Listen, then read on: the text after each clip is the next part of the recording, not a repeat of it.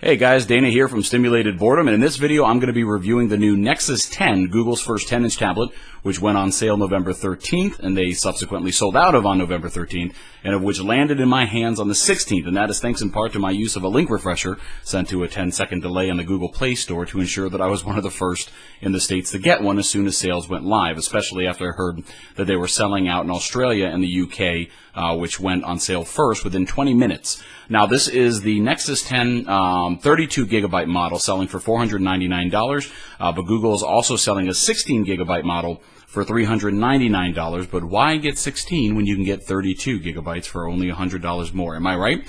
So the first thing I noticed when I got the pad is just how nice it feels in your hands. Physically, it just feels very good in the hand. It's very grippy, has a nice weight to it, but it's also very thin. So taking toward the device, we'll take a look at the screen in a moment, which is probably the highlight of the tablet, but you can see how thin the tablet actually is. Now, the ports that they have, this is a magnetic charging port. It's also going to be used for a new Pogo charger that Google will probably be releasing in the near future, which will help with rapid charging, but it also looks as though there's some magnets here, which are probably going to be used for a docking station or perhaps a peripheral keyboard that you can use with the tablet. As you flip the device around, you'll see that you have a headphone jack. You also have the micro USB port for charging. Along the top, you're going to have your power button and your volume rocker. And then along the bottom here is also a micro HDMI cord. You can also see from looking at it from that angle, there's a slight slope to it. And it's obvious that Google intended for you to hold the tablet, the Nexus 10, in landscape mode, which I thought would be kind of weird because I have a Kindle Fire, I also have an iPad, and I'm used to kind of holding it vertically, but the landscape orientation actually ends up being the better way to use the device, unless you're reading comics or something like that, which I'll get into in just a little bit. Along the back, you have a nice little kind of grippy, rubber feeling plastic probably with Nexus branding across the back, Samsung. So it feels decidedly like a Samsung device, but again, very, very thin. You see that slight slope.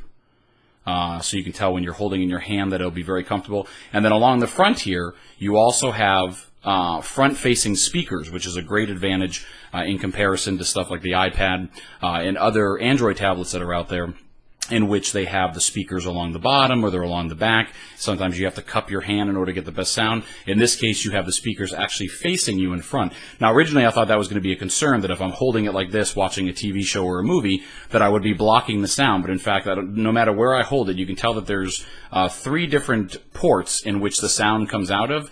So if you're just simply holding it normally, you're not going to block any of the sound coming out of the tablet. So I thought that was pretty nice as well. And then along the back here, you have this kind of thin strip of kind of rubberized plastic. This is actually removable. I'm not going to take it off right now.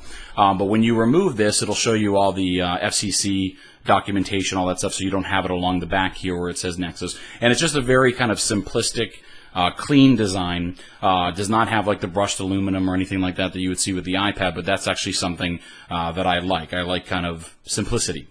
But this piece here that actually comes off, it peels off of the back. Anybody who has like a Galaxy Nexus phone, like the one that I've got here, you know that it's a thin piece of plastic that'll peel off, but there's actually 2 magnets that are set here. Now, that is actually intended for a cover that Google is going to be selling soon. It is not currently available, but it's kind of like the smart cover on an iPad. So you would actually attach it here. Of course, there'd be a cutout for the camera because you do have the camera. You have a microphone right here, as well as the LED flash.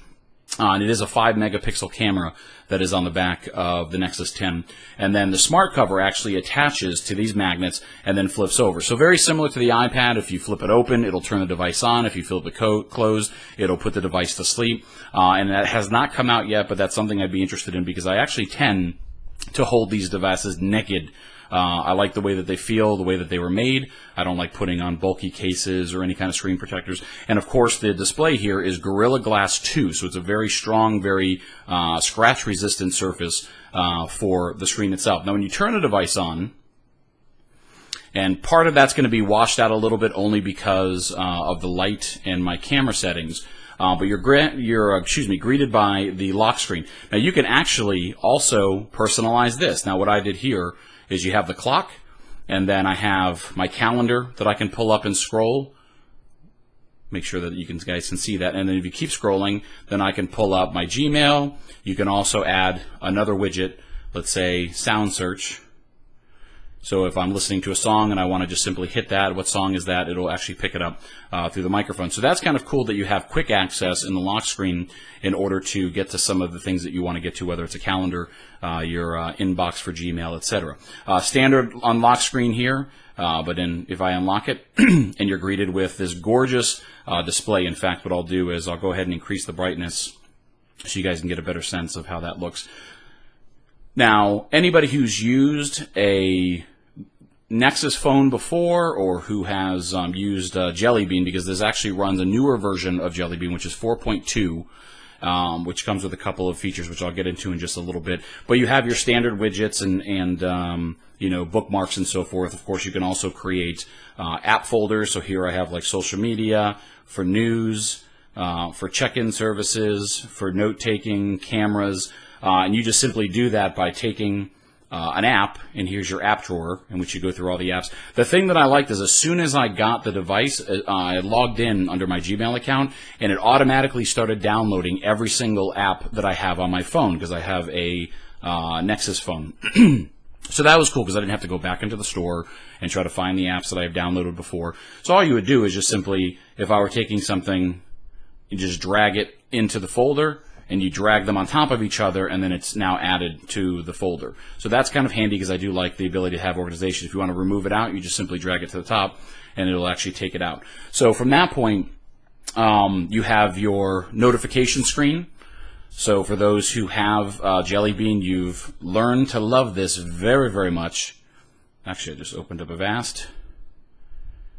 And you can actually do like the preview pane. So you just by 2 fingers pull down so you can see a little bit more of the email without actually opening it up, or of course you can tap on it and it'll take you to the relevant screen that you get to, or application.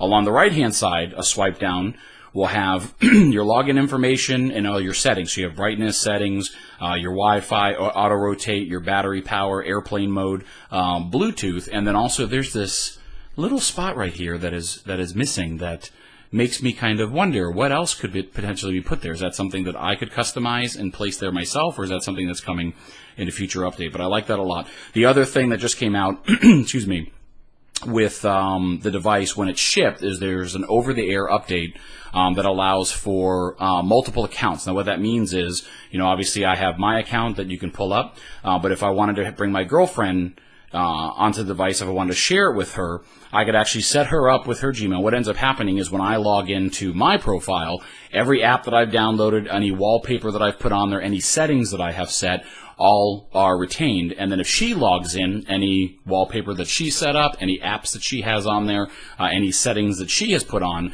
will automatically come up for her. So you don't have to worry about sharing with somebody, then accidentally they change some of your settings. You can actually have multiple accounts, and it makes it easier to share with the kids, to share with your spouse.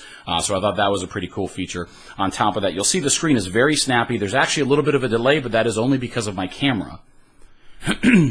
In terms, and then of course if you go into the vertical orientation, very similar. Now I just threw some widgets on here just so that I can kind of show. One of my favorite things about Jelly Bean is the ability to resize your widgets. So here I have bookmarks. If I were to just long press, I can actually adjust the widget to fill the screen if I want to do that. If I want to make it smaller, I have the ability to do that. So I always love that about Jelly Bean. Again, you've got a camera in the front here, which I believe is a 2 megapixel camera, if I remember off the top of my head, or 1.9. That's going to be good for Google Hangouts, for use with Skype. And then, of course, there's a light sensor on there. But you have your normal widgets that you like. Let's say, for instance, my YouTube widget. If I'm going through the videos that I subscribe to, in this case, I have a lot of Florida State Seminoles and Daily Grace videos, because those are ones that I watch often. Then, of course, just by tapping on it will take you to the video. So I'll play this one. You get a sense of the speakers. You go talk to your friends, talk to my friends, talk to Steve. Hey guys, it's Friday. Here on Daily Grace, you know, lemons. Sexy Friday. So a nice little shout out to Grace Helbig of Daily Grace. And then, of course, I've got here like my Pocket Cast. So if I want to play, oh look, Stimulated Boredom happens to be queued up. So if I fast forward, oh, looks like the widget's actually having a problem. There we go. I've got a calendar on here. Oh, shush. Again, I could shut up. Okay, let's go ahead and get that out of the way. I apologize. Okay, so that's my Pocket Cast for podcasts, if anybody, and I wrote a review of that on stimulatedboredom.com. I apologize for the delay. But again, I've got my Google Reader, so I have a widget for that. If I want to go through, oh look, it's a Stimulated Boredom website, so that'll obviously launch and take you to the appropriate page. I think I have it set to Reader, so it's easier to kind of go through. And then again, if you go through here, any kind of movement of the widget will automatically adjust where everything else is at. So that's also kind of handy. But I do like the widgets quite a bit. That can also be resized. I'll get into books here in just a little bit. I'm just tapping on things like crazy. A couple widgets that they threw on here, which are recommended apps and so forth. I've got like a weather widget that I can go to. That'll bring up weather information, things like that. And then, of course, I've got a calendar on here. So anyway, so moving on from here, looking at the specs of the device, you're looking at 2560 by 1600 with 300 pixels per inch. To give you some context, the resolution of the iPad 4 is only 2048 by 1536 at 264 pixels per inch. So the display on this is far brighter and far sharper and crisper than the iPad 4. Inside, you're also looking at some really impressive specs. The system chip is the Samsung Exynos 5, I believe is what it's called. The processor is a 1700 megahertz ARM Cortex A15, which is a dual-core processor. And then for the memory, this is a 32 gigabyte model, and it also has 2 gigabytes of RAM, so plenty of virtual memory for all the tasks that you're going to be doing. Of course, you have all of your multitasking. Just simply swiping away will close those apps out. And I have not had anything slow down the device yet. I've had it streaming information. I've had tons of apps open here in the app drawer, and nothing has really seemed to slow the device down, which is really nice. Now, a lot of people are concerned, well, it's a dual-core processor. Everybody's using quad-core these days. That actually doesn't matter. It depends upon, obviously, the efficiency of the processor that you're using. Again, to give some kind of context, the processor that's being used for this is similar, if not the same, if I remember, to the processor that's being used in the Chromebook. So basically, you're looking at a laptop processor inside of a tablet device. And of course, it's the fastest chip that Samsung currently makes. So that dual core is very, very efficient. The battery is, I think, 1900. I can't remember what the rating is for batteries, but it's a 1900, so it's a very large battery. And so far, I've been able to easily get a full day out of the device. Currently, I'm sitting at 91%. I was using it all this morning. Last night, when I was going through all the paces, getting things set up, trying to really test the battery, it easily lasted me the entire day. I watched, I think, an hour of television on it, and I also flipped through some books, played with some apps, downloaded a bunch of stuff, all on the battery, and it lasted me fine. Of course, because Android normally has an issue with battery power, this seems to last plenty of time. So, again, we cover the notifications. Let's see, what do we know? The snappy screens, the folders, the app drawer.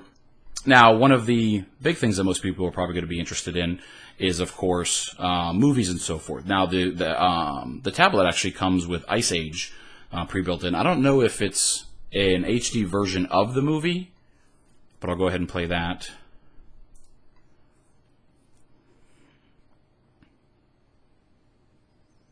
Or if I'm just simply streaming it, because I don't think it's physically saved on the device.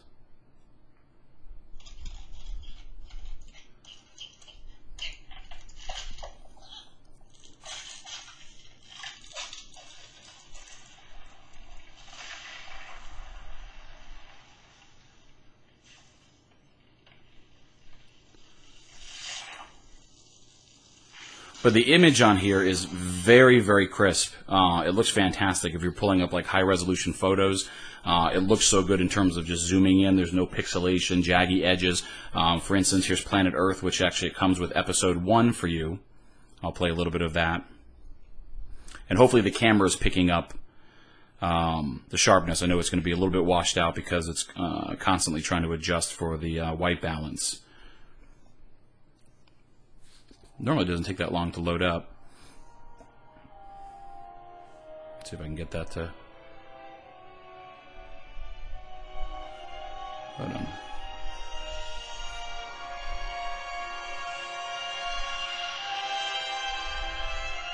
Not sure if you can see how crisp the planet looks. It gets better, folks. Kind of gives me a bit of a resolution boner, actually.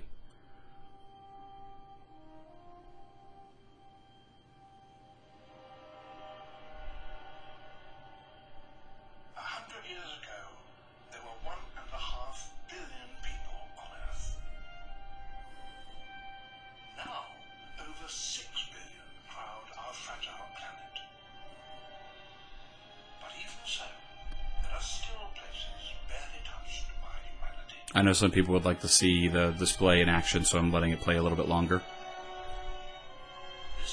See how crisp that is? No stuttering.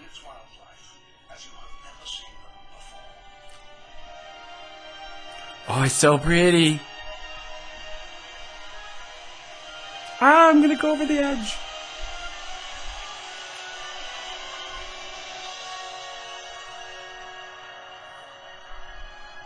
Okay. Stop, I say. So the image is very, very crisp on it. You may not have been able to hear the sound as well because I do have a condenser microphone that is pointed at me. So it's not going to pick up the sound. I don't have the speakers pointed directly at the microphone or anything like that. But you can see how nice the display is. Again, how snappy it is. Hey guys, sorry about that. I had a minor technical glitch with my camera freezing up. But getting into websites, we'll get into the browsing experience. Let me pull that up there. Oh, look at that, stimulatedboredom.com. But it renders very, very nicely. You are using Chrome on board, so you can kind of see how crisp everything is, and I'll get into that inside of the books and so forth. You have tabs along the top where you can add additional tabs. See, I go to ESPN. See, it renders very, very quickly. Go to another tab. Let's say I want to go to CNN. And it pulls everything up nicely. You see that it's got a nice zoom to it. No problems there. Same thing with any other site. ESPN has a lot going on. Oh wait, this is actually the mobile version, so it does not zoom. I'd have to switch that over, so let me go over to Stimulated Boredom. Again, the zooming is very, very nice when you go on to different pages. And it does support multiple tabs. So anybody who's used Chrome knows that you can grab it, you can move tabs over to another spot, and have multiple tabs. You also have incognito mode for those of you searching for things that you're not supposed to, or don't want anybody to know that you're searching for. So that experience is very, very nice. And you just close the tabs out. No problem there. The next thing that people probably want to see is going into some of the books. Let me go ahead and switch over. So for instance, if we go into the book drawer here, there's a nice little graphic. I don't know if you can kind of see the books kind of turn. Now, I normally buy my books through Amazon, but because of the experience I'm having on the Nexus 10, it is very possible that I may start buying my books from Google. Kind of potato as far as I'm concerned, whatever the better reading experience is. But I do have a Kindle Fire. But in terms of the device I may carry around with me all the time, it's probably going to be this one. So let's say, for instance, we open up a book. You'll see, I'll try to bring that in close. I don't know if you can see how crisp the text is on there, but there is a nice motion to flipping the pages. If you're holding it vertically, same thing, is that you have that nice page turning ability to it, which is really cool. The other thing that I wanted to point out is if you go into, let's say for instance, magazines. So if I go into magazines, now I will say that the magazine experience on an Android device is just not the same as an iPad. I'll say that the iPad has a bit of an advantage there because it seems as though more publishers have created digital specific versions or editions of their magazine that were intended for the iPad. I'm sure that Google's going to have that soon, but you'll see that you've got a number of different magazines. For instance, if I pull up Geek, you can see that you can clearly see everything. Nice motion to flipping the pages. Tapping will bring up the different sections that you want to read or articles that you want to read. Again, if you go vertically, probably not the best way to read it. This is actually the way, that I read it, is vertically, just simply because the graphics are a little bit bigger. And of course you can zoom in if you need to see the text. I'm sure there you can probably see how crisp that text is. It's fucking beautiful. I love it so much. So that's a nice experience. And then beyond that, one of the main things, let's say for music, I'll go ahead and use Google Play for my example. So it'll pull up all of your music, and it does have that nice carousel look to it. Oh, wait a minute, what did I do? I think I had it. Oh, where's the, I don't remember how to use that. There is a thing for carousel, there we go. You can see like the nice motion of everything kind of flipping around. I don't know why it's using the same image for one song, but you can go through. So for instance, let's say we pull up Massive Attack.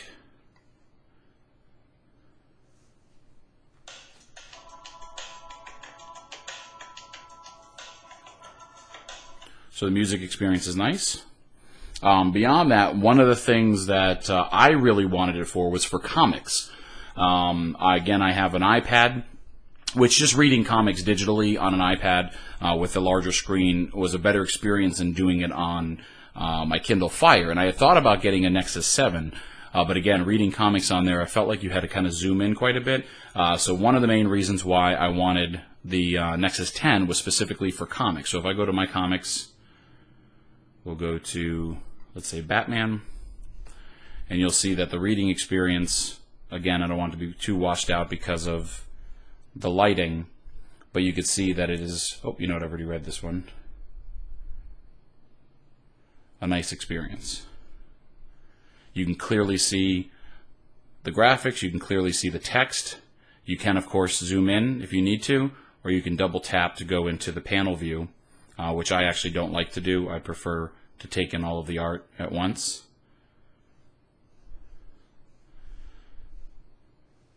So the comic experience is really nice. And then, of course, going through Comixology, you know, it's optimized. Everything that I have found so far has been nicely optimized for this HD screen. I haven't had anything where it's really jaggy. I know there's going to be some apps that are meant more for mobile, but most of those will actually tell you that it's not compatible with your particular device if it's not going to look good on a device. Every app that I've downloaded so far looks great. For instance, if I go into Facebook, it looks nice and clean on Facebook. Images come up nicely, etc. The Google Play Store, just to kind of give you an idea of how that looks, you know, getting into magazines. The magazine store is very nice. You can scroll through, you know, if you're going to go through top selling ones, let's say, for instance, we have it in the vertical orientation, and you can subscribe to magazines there. If you were to go into books, again, nice experience on the Google Play Store. You can go through new arrivals and bestsellers and things like that, so that's a nice experience. I've already covered the music. Let's see here. Okay, so basically that's it. I have had no problems with the device at all. In fact, I kind of joked around that now that I have my Nexus 10, that the iPad is officially my girlfriend's, and I probably plan on never putting my hands on that device again. I just prefer the Android experience a lot more with the notification windows, with these pull downs, with the widgets that are very, very handy if you're going through YouTube videos, things like that. You know, your podcasts. Again, I just threw some of these on here so that I can kind of give it as an example. But again, it's a great device, very, very snappy. The display by far is one of the best things of this device. I just think it looks absolutely fantastic. And, you know, the text is very, very clean when we were pulling up books and so forth like that. Images for videos are very, very crisp and clear. The battery life is fantastic. I've had the battery last me easily 10 hours or more, and that was with me constantly touching my new Precious over and over again and doing all kinds of things with it. So let's see here. Oh, wait, we might have had a little, there we go, a little stop up. So I'll just have this kind of running in the background. What you doing? Oh, maybe we do have a slowdown. I don't know, but great device. Like I said, it's very, very thin. Hopefully you can kind of see that. You do have that kind of sloped angle, which makes it nicer to kind of hold in your hands. I love the fact that you have these front-facing speakers on the front of the device. Oh, photos would actually be one that you guys might be interested in. I haven't played with the camera too much. Personally, I think you look ridiculous if you're holding a tablet and taking pictures someplace. Obviously, you could just simply use your phone or carrying a camera on you. So people who stand there with like iPads and taking pictures and videos generally look kind of like morons, actually. But the camera is quite nice. There's a couple of different features that I haven't necessarily gotten into just yet. Can't connect to the camera. There we go. So you can kind of see, well, that's probably not the best example, but you would just simply long press to zoom in, to autofocus, take the picture. You also have a number of options like panoramic, so you can hit that and create a panoramic photo just by simply sweeping. Anybody who has Jelly Bean knows that you have a phone that probably allows you to do that, and it stitches everything together. And they also have this new thing called Photosphere, which is this option here, which I know you can't really see very well because it's going to be kind of whited out because of the camera. But the Photosphere option actually allows you to create a 360-degree photograph. So if you are, I don't know, taking a picture of a house or inside of a space or something like that, you can actually kind of take pictures even going along the ceiling, along the floor, and it'll stitch it all together into like a 360-degree view. More of a gimmick as far as I'm concerned. I don't really see myself using that very often, but it's kind of cool that it's included on there. And then, of course, the photo editing and movie editing is built into this too. So if you take any kind of video with this, if you take any photos, there'll be a number of filters that are built in. You'll also be able to edit your videos that you have on here. So you do have kind of a full suite of photo and video editing software built into the Nexus 10. But beyond that, it is a fantastic device. I absolutely love it. One of my favorite things about this device is just the way that it feels in your hand. The iPad always had kind of square edges that kind of cut into your hands. You'll notice that the screen is a little bit different. It's actually 10.1 in terms of diagonally here, which is a better orientation for when you're watching media, television shows, things like that. Let's say if I go into Netflix.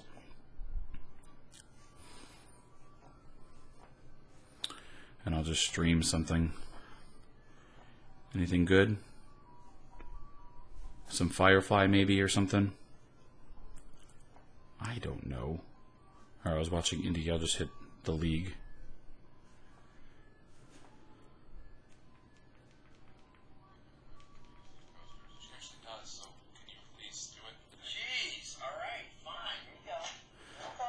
So the streaming is very nice, stutter-free, very crisp and clean. Obviously, the content that you're streaming obviously has to be HD.